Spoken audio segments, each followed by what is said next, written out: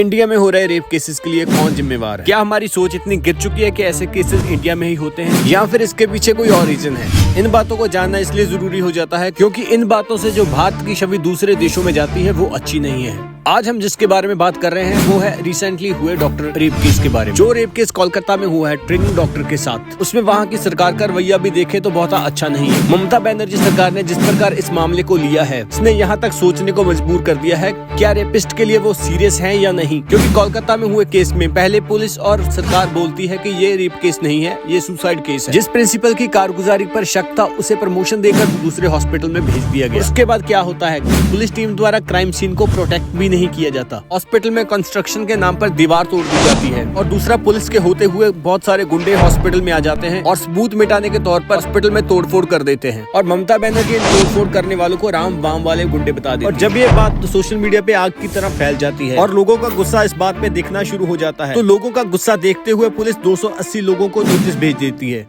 क्या इसका मतलब ये है कि अगर लोग आवाज नहीं उठाते तो ये मामला दब कर रह जाता? और रेप जैसा घिनौना काम किसी भी स्टेट में हो सकता है और हो रहे ऐसे केसेस के लिए हम स्टेट गवर्नमेंट को दोषी नहीं कह सकते, मगर ऐसे केसेस के लिए अगर सरकार और गवर्नमेंट इसको सीरियस ना ले तो फिर बात करनी बनती है। और यही बात सुप्रीम कोर्ट कह रही है। और कोर्ट का यहाँ तक कहना है कि पुलिस के होते हुए इतने सारे गुंडे आ जाते हैं और हॉस्पिटल में आकर तोड़फोड़ करके चले जाते हैं और उन पर कोई कार्रवाई नहीं होती और उनमें से कोई पकड़ा नहीं जाता। तो ऐसा कैसे हो सकता है और इतना घिनौना काम होता है और ममता बनर्जी इनसेंसिटिव स्टेटमेंट देते हैं? ऐसा एक बार नहीं हुआ, ऐसा कई बार हो चुका है जिस पर ममता बनर्जी ऐसी स्टेटमेंट देती है जिसका कोई लॉजिक नहीं होता। और ऐसा एक बार नहीं हुआ, ऐसा कई बार हुआ जिस पर उन्होंने घटना की ऑथेंटिसिटी ऊपर सवाल उठा दिया। और अगर उनके दिए हुए बयानों पर लोग हंगामा करते हैं तो वो अपने बयानों पर पलट जाते हैं। सबसे हैरानी की बात यह है कि ऐसा रवैया एक चीफ मिनिस्टर का है। सबसे बात वही आती है कि ऐसी घटना हर एक स्टेट में हो सकती है, लेकिन उस पर रिएक्ट कौन कैसे रिएक्ट करता है ये देखने वाला होता है। और ममता बनर्जी की स्टेट में जितनी बार ऐसा हुआ है वो दूसरी पार्टी पर इनका दोष लगा देते हैं कि उनकी वजह से ऐसा कुछ हो रहा है, कि वो करवा रहे हैं, या फिर वो घटना की ऑथेंटिसिटी पर ही शक जताने लग जाती हैं। और अगर लोग इस बात पे गुस्सा करें या फिर सोशल मीडिया पे इसके बारे में कुछ बोल दें तो उनकी साइबर पुलिस और स्टेट पुलिस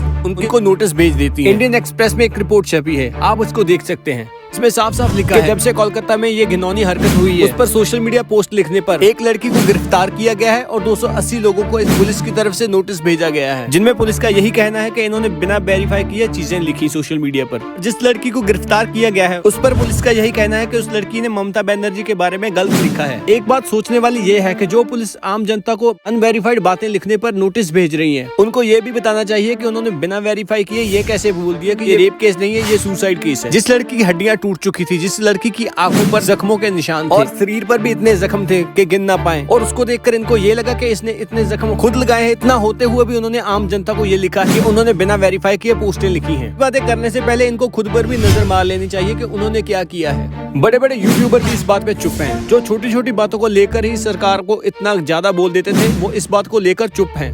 अपनी वीडियो से ज्ञान देने वाले लोगों से ये तक नहीं हुआ कि लोगों को समझाने के लिए एक फुल वीडियो इस टॉपिक पर बना दी जाए ताकि लोगों को पता चल सके कि क्या सच है, मगर उन्होंने ये बता दिया कि इसके लिए कबीर सिंह और एनिमल जैसी मूवी जिम्मेवार है। और ये भी कैसी अजीब बात है कि फिल्मों को बताया जा रहा है कि लोग इनको देखकर रेपिस्ट बन रहे हैं। आखिर में एक बात सच यही है कि इंसान करता वही है जो वो होता है, लेकिन हमारी कोशिश यही रहेगी कि औरतों की सेफ्टी के लिए कानून सख्त से सख्त बनाए जाए और वर्क प्लेसेस पर उनकी सेफ्टी को रखा जाए और ऐसे मामलों में विक्टिम को जल्दी से जल्दी इंसाफ मिले और दोषियों को ऐसी सजा दी जाए कि वो आगे से ऐसे काम करने के लिए 100 बार सोचे। और अगर कानून बहुत सख्त हो जाता है ऐसे दोषियों के लिए तो शायद ऐसी घटनाएं देखने को ना मिले। तो सबसे बड़ी बात यही है कि औरतों की सेफ्टी जरूरी है। और इस केस के बारे में आपका क्या सोचना है, कौन गलत है, किसकी गलती है, आप कमेंट में जरूर बताएं।